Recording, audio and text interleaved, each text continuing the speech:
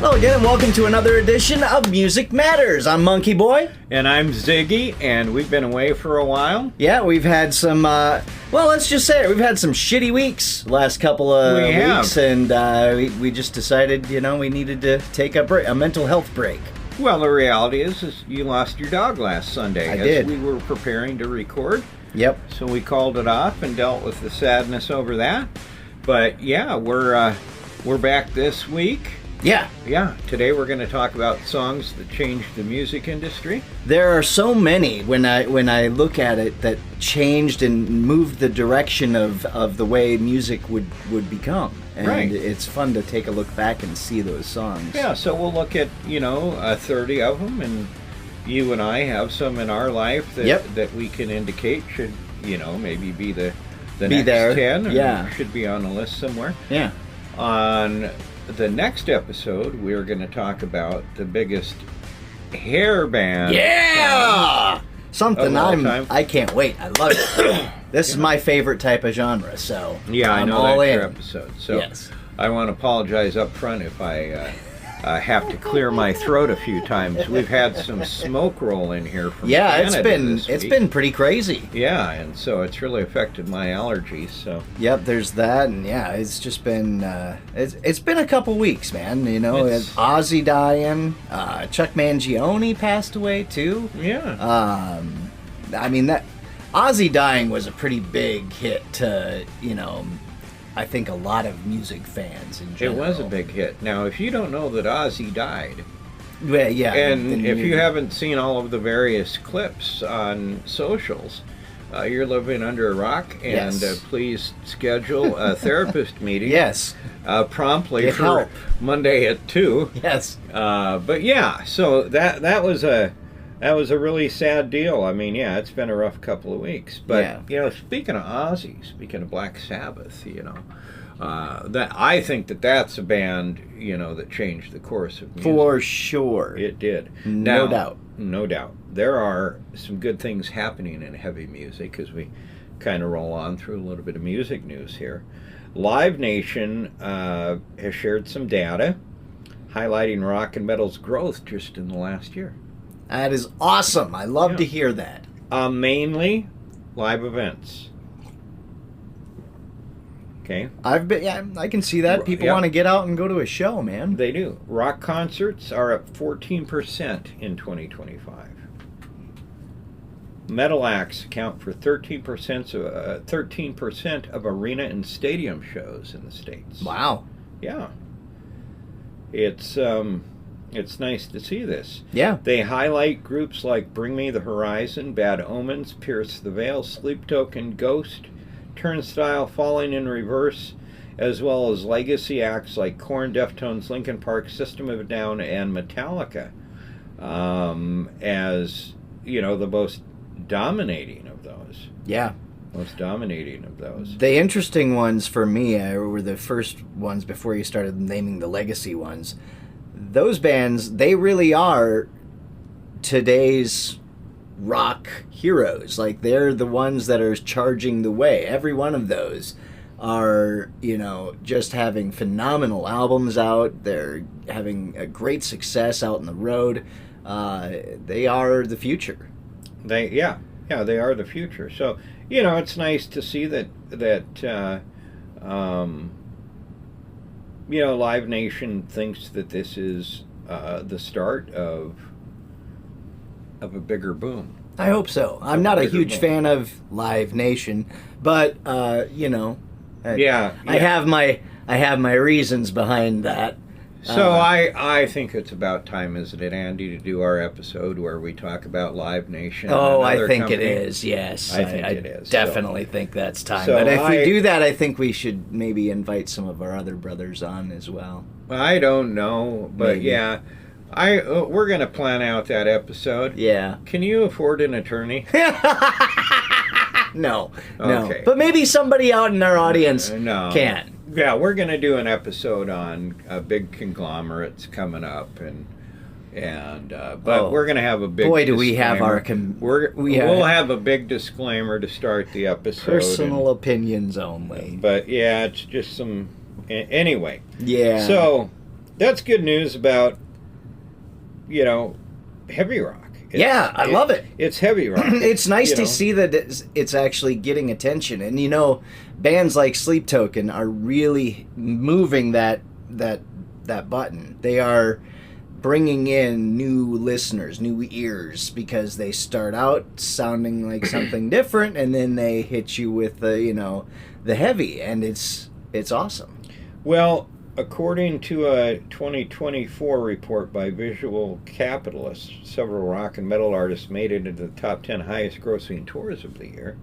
Metallica came in at number 9 with over 170 million total ticket sales. Only number 9. Wow, the I would Rolling have thought Stones top 5. Okay. Raked in 235 million. Now, the neat thing about Metallica, we were talking about, Bring Me the Horizon and Pierce the Veil and all that. Metallica, being legendary icons, are doing great things for the current rock scene because they're taking these bands out on the road with them. Bands like Ice Nine Kills and I think I don't know if Fallen was in Reverse was on that tour, but anyway, they've had a lot of up and coming bands. Yes, they always are good at doing that, and promoting the new heavy music. Yeah, scene. Yeah. So, should we talk about one of your favorite people is back? Oh yeah. Mm-hmm. Which one of my favorite peoples? Well, Chappell Roan. Oh yeah, great. Chappell Roan is back. This will be. This is the first single off of her upcoming album, of which I don't know the name of right now, but she dropped a song and video, "The Subway," on Friday. It's a great song. It's a slow song. Okay. Check that out. Very, very great song. Cool. Mm-hmm. Hayley Williams. Do you know Hayley Williams? I'm familiar with the name. Yeah, she's from Paramore. Okay. Yeah. Yeah, she surprise dropped an album on Friday. Really? Yeah, lead-off single is called Glum. Okay. Demi Lovato is back. I am familiar with her. Not I wouldn't say I'm a huge follower of her, but I do know songs. One of your favorite country artists of all time is back with new music, Mr. Zach Top. Okay. Great song called South of Sanity. South of Sanity. That's now, where I generally live in that area all the time. You generally do. Now, the great thing about this song is that it starts off mentioning Missoula, Montana. Really? Yeah. Nice. Yeah, I think it mentions, I don't know, Albuquerque or something. Okay. But it's a great song. I invite you to check that out. Are you going to? It's a country song? I will check it out. Send it to me, I'll check it out. Bailey Zimmerman. I don't know who that is. Oh, our friend Ashley Jomi does. Okay. She has a giant Bailey Zimmerman poster. Really? On the ceiling of her bedroom. Mm-hmm. Okay. Yeah. Even Eric likes him. I was gonna say, was that Eric's poster or Gucci Mane? Gucci Mane, huh? Mm-hmm. Nice. I Need You. Okay. Mm-hmm. Hardy just never stops releasing music. Yeah, he's been on quite a tear lately. He's got a new song off called the same Bottom album, Land. or is it new album? I can't keep track of the guy. Yeah, I can't either. But, Gabby Barrett. Do you know Gabby Barrett? Not familiar. Well, she's going to be here this fall. She'll be at the Orpheum. Oh, cool. She's got a brand new song called The Easy Part. But if you don't know her, you should check her out, because that's your job on this podcast. Yeah.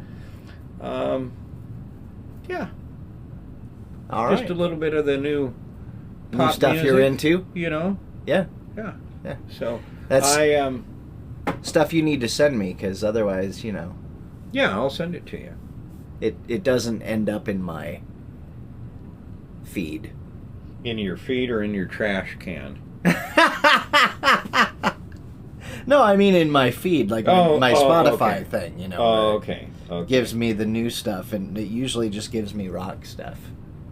So I miss out on all that other stuff. Yeah. Well, I suppose we should talk about songs that change the course of music. I think so. I think that's a great idea. I have kind of looked at compiled a list, a universal list. Mm-hmm. You know, you get various opinions. But, you know, these are, you know, Billboard, Rolling Stone, MSN, whatever I could find. Right. So, let me get to number 20 here. All right. Let's start at 20. Shania Twain, You're Still the One, from 1997. That song was huge. And, you know, when you think about it, brought country into a more pop radio mainstream. Yeah, it for sure did that. I remember being I wasn't on the air at that time. Actually, what year? 97. I was on the air. Okay, so that was the year I started in radio. And I remember going, wow, because I was on a hot AC station, which generally doesn't play too much country. They stick pretty much to like the not so rappy part of pop music, at least at the time. Yeah, I believe at that time I was working at in country radio. So you were all in it. Well, we came here in 99, so in 97, 96, 95, yeah, I was working at a country station in Missoula, Montana. And Shania Twain was already on the radio. And yeah, I could tell that she was kind of changing the course of country. Totally. I remember her on, was it the MTV Video Music Awards? I want to say it was either that or the Grammys, but I think it was MTV, because MTV at that time was cooler than the Grammys. You know, the Grammys always did do something cool, you know, and shocking sometimes. Yeah. Especially in the 90s. When like Van Halen came walking out with David Lee Roth. Right. That was pretty crazy. Yeah.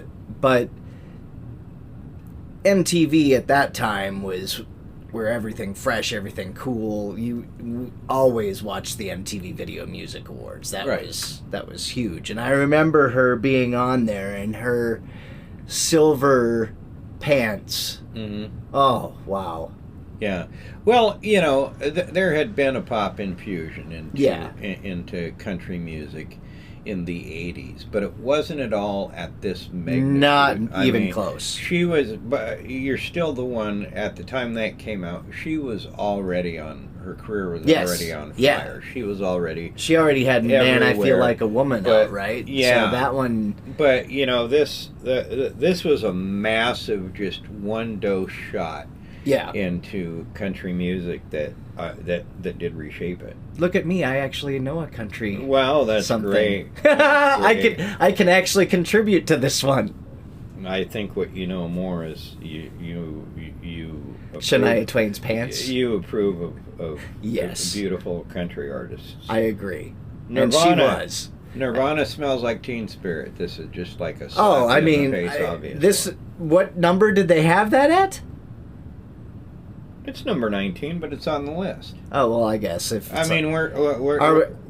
not going most popular release. We're not going. These okay, are just songs that. Okay, well, yeah. Then most definitely, I would say that was the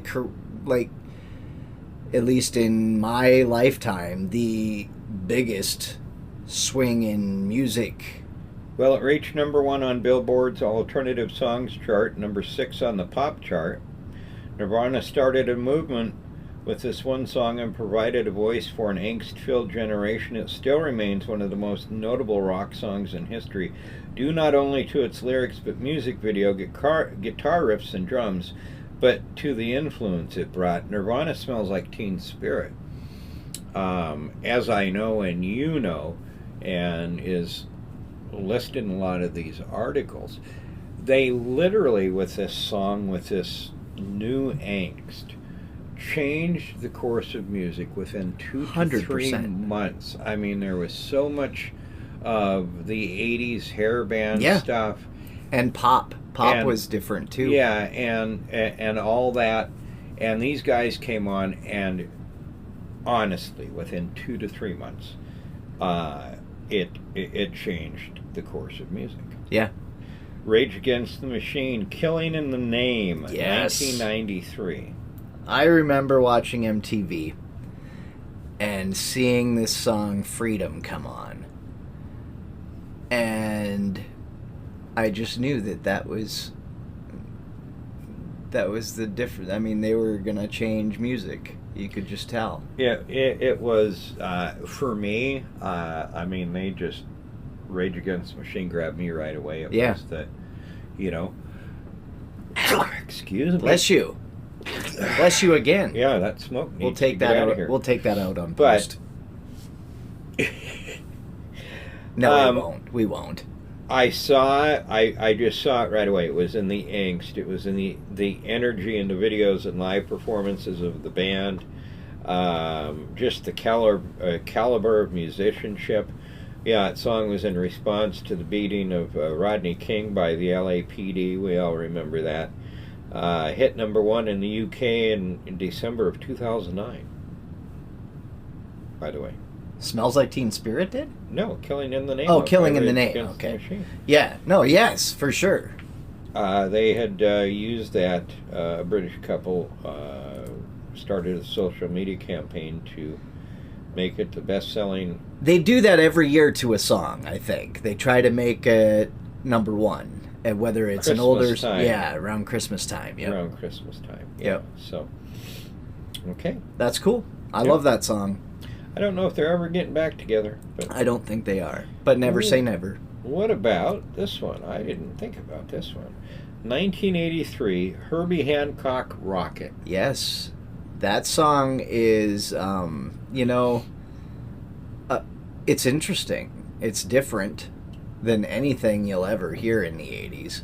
Well, Herbie Hancock was, he really hit his stride in the late 70s through the 80s. He played on a lot of things. His piano playing was just completely different from anything that was happening at the time. And he was all over the place. Jazz guy, right? A jazz guy. I think that's what a lot you of funk, put him though. in. Yeah. He inspired a lot of people throughout the rest of the course of the 80s. Yeah. Here's one that we all remember. Fight the Power, 1989, Public Enemy. Man, that song, that was, if I remember right, was the first rap song that really grabbed my attention. That was not, a fun song. I don't remember if Parents Just Don't Understand or Will Smith stuff or Tone Loc. I know those were around the same time. Yeah. So you had a lot of that. They're happy, fun rap songs. Should I call it cookie cutter radio rap? I don't know about that. I think some of those songs, especially the Tone Loc, that was it, the first time you really noticed sampling, and they sampled Van Halen, which is pretty great. But I don't know. I think they're just more, I would call them more radio-friendly rap songs. Yeah. But then you get to Fight the Power, and you see these guys come out, and they are pissed off. There were a handful of others. Yeah, for sure. But these were the ones that first grabbed my attention. Yeah. So, they were politically charged. They were a band with this song that certainly grabbed. You had Flavor Flav come out there with the black community. Was very with Public Enemy. They were singing about the causes of their people. Very much so. And resisting the police and the judicial system is still as messed up as it was back in 1989. Oh, for sure. But if not worse. But it may have been. It may have. I mean, there was a lot of social injustice at the time. Lots against the African American community, and they certainly spoke. They still, it's still going on. Gloria Gaynor, "I Will Survive," 1978. Man, that was the epitome of disco. It was. You better believe it was. I think after that, disco died. Well, it was an anthem. Yeah. About rising up after heartbreak. Become synonymous. What a voice, too. I mean, Gloria Gaynor. Oh. Yeah, I mean, it was a female empowerment song. Very much so. Mm-hmm. Great tune. Yep. The disco song to beat all disco songs. And, of course, disco at that time, was that was what everybody was listening to. That's right. It was everywhere. I think the kids today need to bring disco back. I'm just joking. Okay. We're number 14 now from 1980. Dolly Parton, 9 to 5. Don't poo-poo that song. Think about it. I won't poo-poo that song. That song was a very big song. It was all part of a movie. One? Yep, it was part of a movie soundtrack. It was a good movie. Great movie. I loved the movie.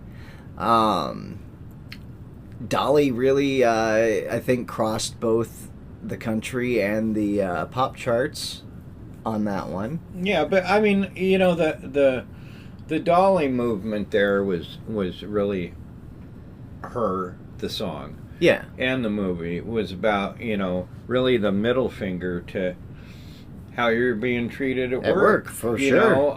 Women, especially how women were treated back then, it was in the workplace. Terrible. You're not going to be an executive. Go get my coffee. Right. You have an idea. Get a slap on the ass as you walk out too. You have an idea. I don't care. You're a woman. You're a woman. Your not opinion worth my doesn't matter. Yeah. There was a big devaluation of females back at the time, but just it was how everyone felt about work. Yeah. And what they did to the boss was great. Oh God, that was awesome. If Dolly Parton tried that in 2025, she'd be in jail for harassment or something. Oh yeah. But, yeah, it was about the plight of the workers, and it's still around. People still love the song for that reason. There has been a few times where I've listened to it and gone, God, this is just a perfect song. It's a jam. Yeah. Yeah, it's a jam. It's a great song. Rapper's Delight, the Sugar Hill Gang, 1979. Hell yeah. Oh my God. To be honest, the first time I was made aware of this song was the Wedding Singer soundtrack in 1995, 6. Yeah. I don't remember, somewhere around in there. Mm-hmm. That was when I was first exposed to that song. And I instantly fell in love with it. I love that song. It's played at weddings like crazy. All the time. And it's an extremely long song. It is, and it's one of those songs, as you and I bring up, I just kind of, I get tired of stuff. Yeah. And for sure. I've heard this song a lot. Oh, I've heard it. I think to most hip-hop rap fans, it's not the most popular song, but what it's known for is being the first rap song to enter the U.S. charts. Yes. And that's a significant, they literally had the key. Yeah. And opened that door. So deserved to be on this list. Absolutely. Now here is a song that her voice was so different. Alanis Morissette, 1995, You Ought to Know. That whole album, I remember, they didn't know where to put it as far as on radio. Was it a rock album? Was it a pop album? Was it an alternative album? Yes, to all of them. It was it was a huge hit. I remember hearing, what was it? You Ought to Know? That song was on rock radio. It was on pop radio. It was literally everywhere. And didn't she have Taylor Hawkins on the drums? Well, he was her drummer at the Yeah. time. He was her drummer. Yeah. Well, here's the other surprising thing about this. She had no record deal. Really? She had no record deal. Do you know who Glenn Ballard is? Yeah. Okay, he was in Styx, right? Yeah. Yeah, he was their bass player. Yeah. Anyway, he was the producer at the time. They just kind of sat down and wrote the song and put it out, and boom. Wow. I mean, boom. Yeah. We remember. She was just just everywhere, and the song was a game changer. It was raw, angry, unapologetic. So good. And then it was put on the '95 album, Jagged Little Pill. That album had other was great huge. songs on it. Yes. She won a Grammy for Best Song and Best Female Rock Vocal Performance, and that song, I think, changed the game for women in music. And, for sure. And what they were singing about. Absolutely. Yeah, she... and she still sounds great. Still sounds great. Absolutely. I saw her, like 3 or 4 years ago? Amazing show. She was on a music festival I streamed a few weeks back, and she was great. Bohemian Rhapsody Queen, 1975. That's a no-brainer. Yeah. And of course, the funny thing is a lot of people of our generation, anyway, didn't come to know that song in 1975. We came to know that song from Wayne's World. Right, Wayne's World. In 1990, 190, something around And the there. generation today loves this song. Oh, it's huge again. Yeah. It's great. The staying power. The song is, it changes so many times. I love the tempo changes. It just becomes different in 3 different parts. I think in that song it just kind of changes, and then you're like, oh yeah, I love this, and then it goes in a different direction, and you love that, and I don't know. It's one of my faves, and Freddie Mercury. I mean, what a voice. Yeah, it's just great. So it was originally called the Cowboy Song. Really? Mm-hmm. The Cowboy Song. Brian May came into the studio, just started banging on the piano, and would stop and say, "This is where the operatic parts are, and where we elaborate and whatever." They changed it obviously to Bohemian Rhapsody. They didn't even really rehearse the song before they went into the studio, believe it or not. That's unbelievable. For the production of that and tight and everything. That is unbelievable. Yeah, it became a #1. I mean, it's just a song that it's a no-brainer. There's nothing sounds like that. Nothing. Song. Yeah. God Save the Queen, the Sex Pistols, 1977. Wow. Mm-hmm. I mean, you talk about one of those bands that in their prime were hated by so many groups and people, especially people of power. They did not like the Sex Pistols. They were, again, one of those bands you can put in line with Rage Against the Machine. Yep. They wanted to sing about the middle finger to anything authoritarian. Any authoritarian type regime, they were anti. They are, and the Sex Pistols are still out there doing it. Yep. Although they don't have Johnny. Johnny's kind of crazy. Yeah, but he's lost his mind. He's lost his mind. I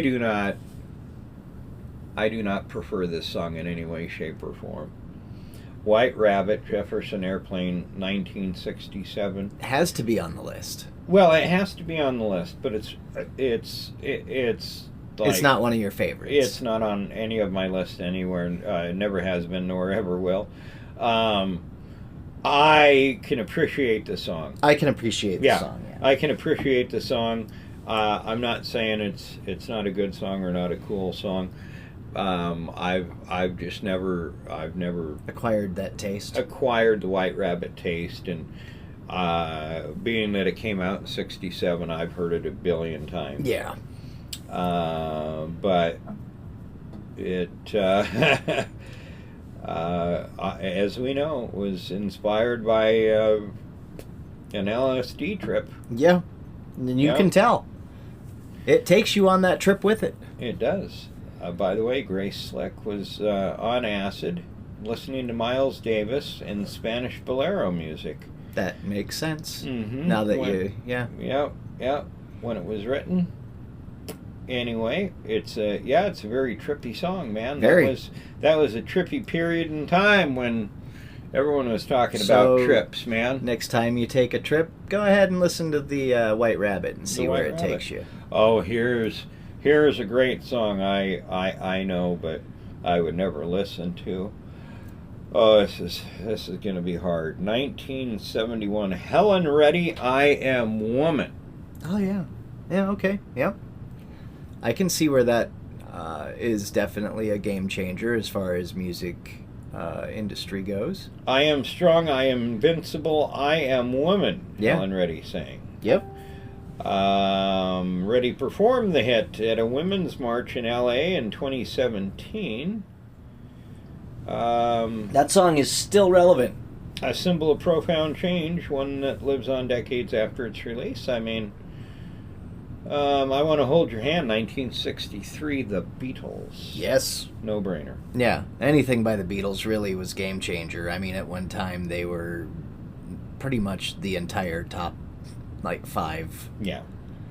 Bob Dylan, Like a Rolling Stone, 1965, another no brainer. Yeah. I mean, what can be said? I mean, wasn't that the first time he plugged in for that one? Wasn't that the first single he released that was electric? Bruce Springsteen said the first time he heard the song, it sounded like somebody kicked open the door to your mind. Yeah. Mm-hmm. Yep.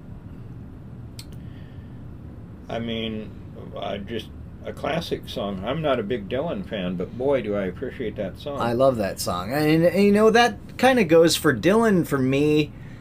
I love his music. Mm-hmm. If it was sung by somebody else. There you go. Yes. Yep, that's the thing. Johnny Be Good, Chuck Berry, 1958. Oh, God, yes. Oh, yeah. I mean, the guitar. The importance energy of Chuck Berry cannot be, underappreciated when you talk about Chuck Berry and rock. It goes together hand in hand. He was one of the founders. He was, without Chuck Berry, there's no real rock. That's right. How big of a song is it? Let me tell you. This song is literally out of this world.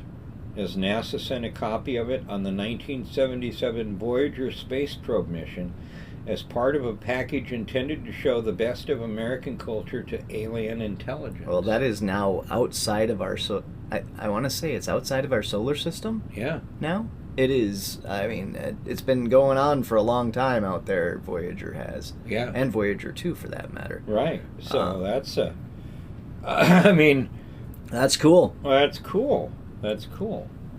Chubby Checker, The Twist, 1960. There has never been anything. I hadn't heard anything like that before. No. And this is 1960s. You're looking at the 1950s. I could be wrong, but isn't that one of the first ones to create a whole dance based around a song? I believe it. I believe it is. But let's look at the 1950s. You've got a mom and a dad. You've got 2 kids. You've got a house with a white picket fence. You've got a dog and 1 car. It's, as we've talked about on the podcast before, it's a very vanilla time. Yeah. It's a very... The 1950s was conservative. It very much so. In stories from my parents, they talked about the conservative times. It's 2025.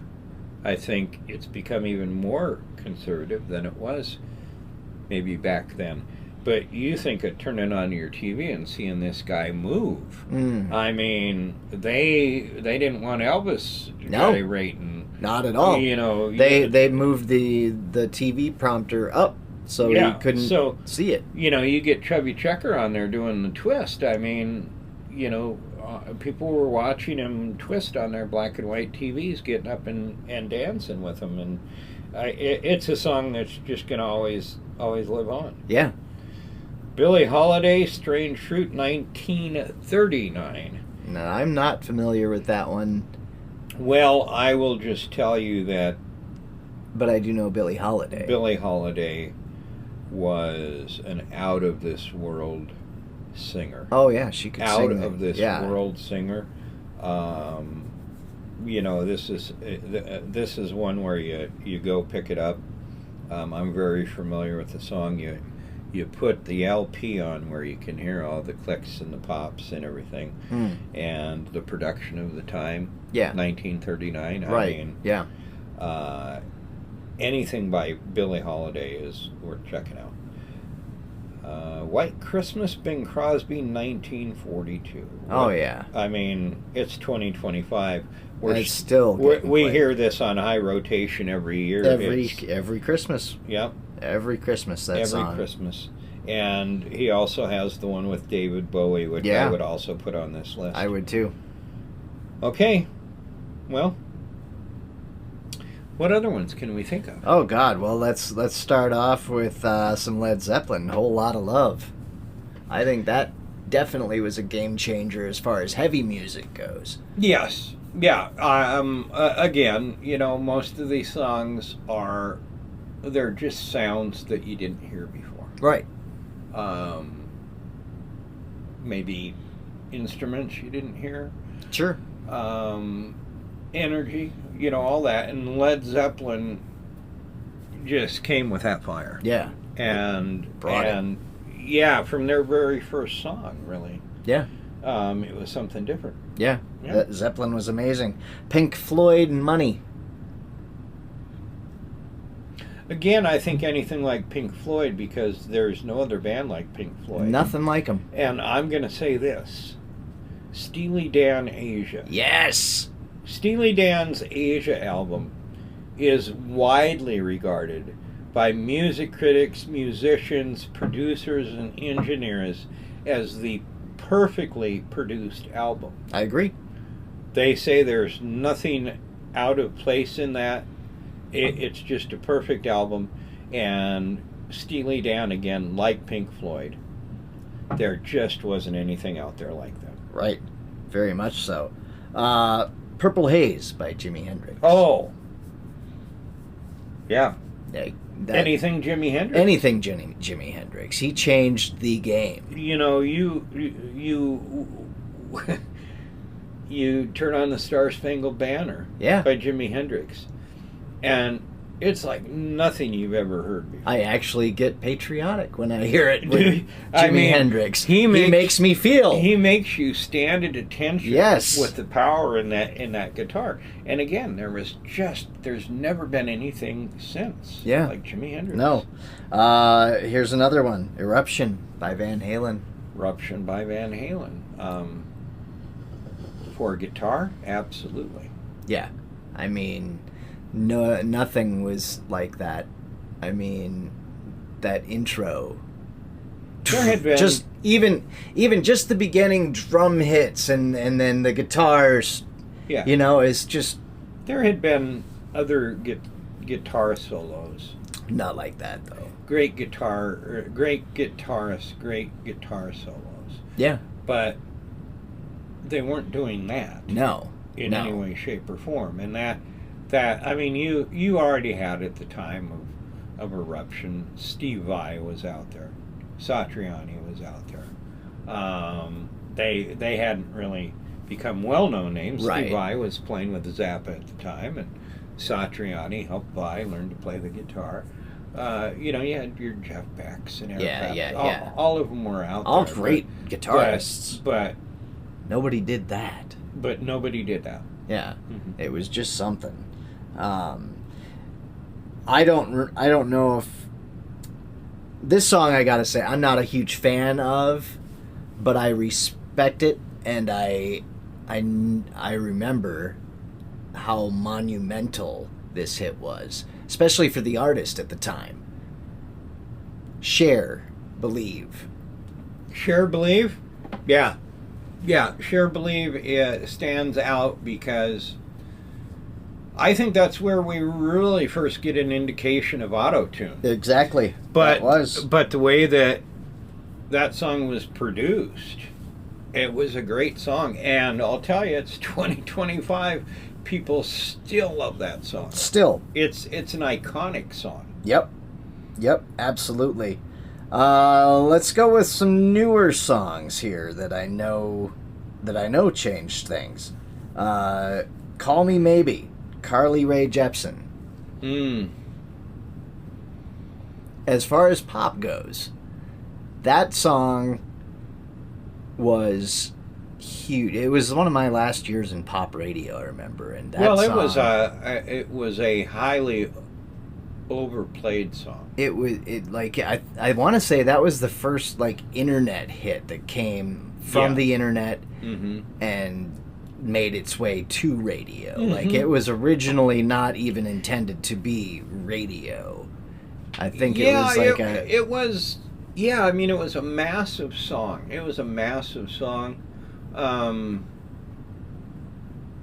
So poppy, like it was so poppy and cliche and corny and it everything a pop song is. But it grabbed everybody. Yeah, it did. Yeah, I don't hate the song. I'm not a fan of it, but I get tired of it every time I hear it. But yeah, the minute it comes on, I'm like, oh, I've heard this before. Yep. Yeah.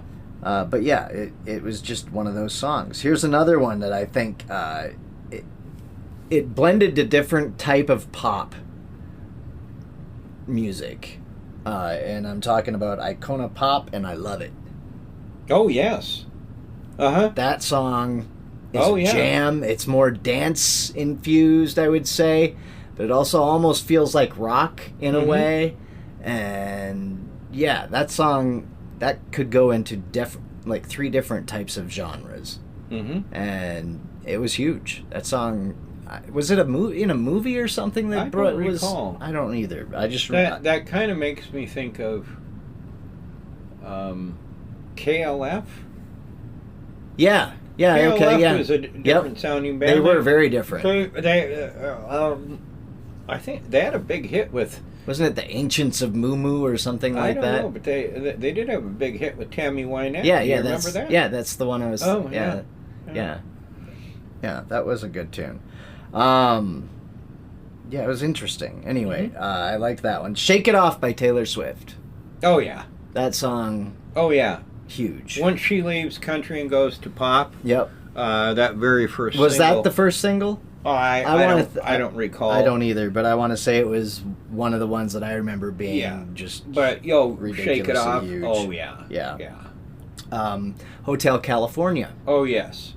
I mean, that song was a great mix of country and rock, and it blended it so. I mean, the Eagles were just masters at that. Well, you had bands at the time, the Eagles are country rock, but you had some other bands at the time, more maybe southern leaning, 38 Special Standard. Yeah. Black Oak, Arkansas. I mean, the list goes on and on. And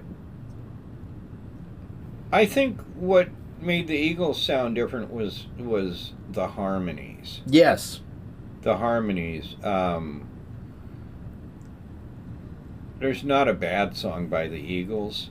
But yeah, I think they stand out because there is something unique about the Eagles. Yeah.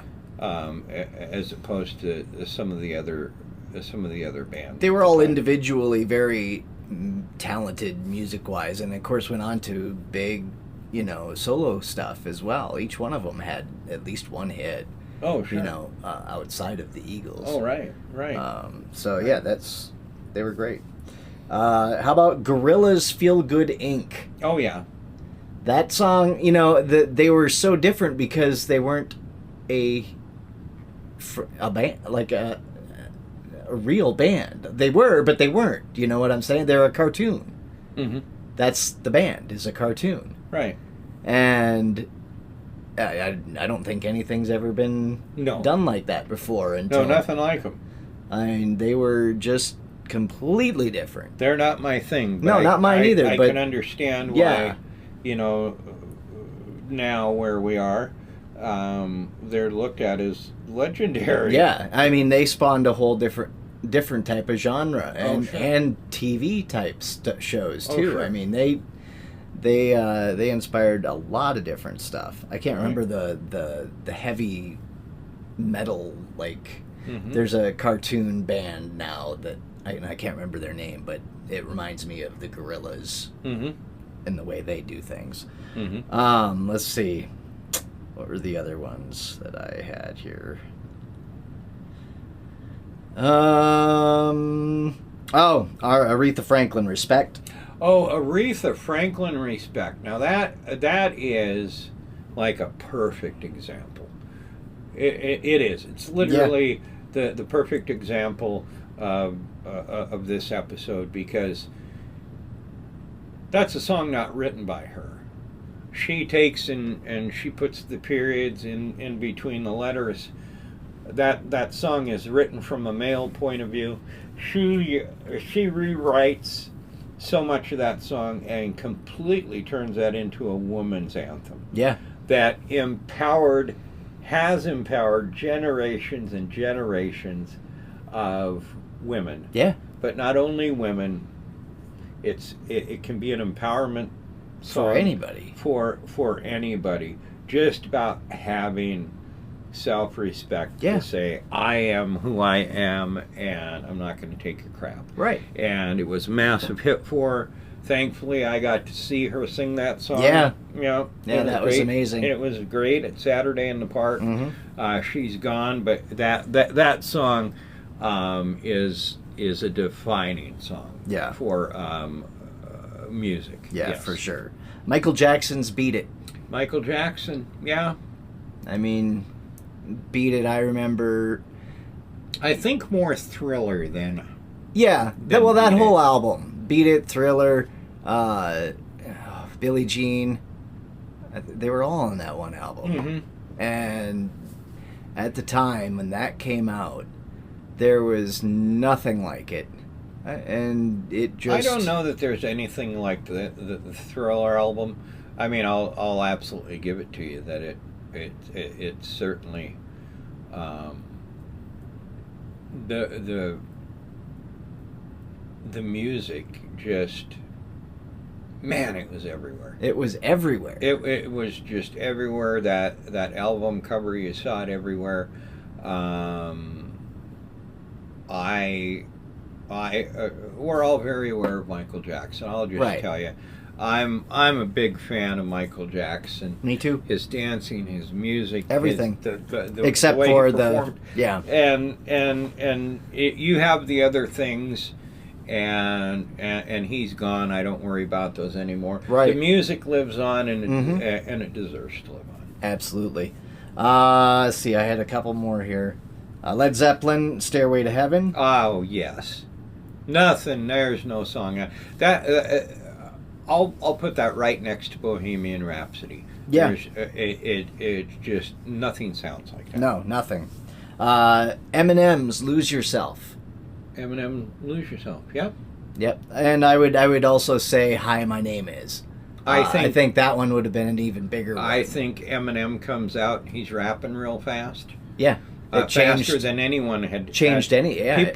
People had been rapping fast, right? But not at that lightning speed he was, right? And and the comedy, the comedy. You know, he added comedy, and seriousness to it too. It had a serious tone, but he added comedy to deflect from the seriousness of what he was talking about a lot of times. Absolutely, yeah. I think Hi, My Name Is was one of the biggest rap albums of all time. Yes. As far as, Eminem, he changed the game for rap a lot. Let's see, what else did I have here? I think that's it. I think that's all I got.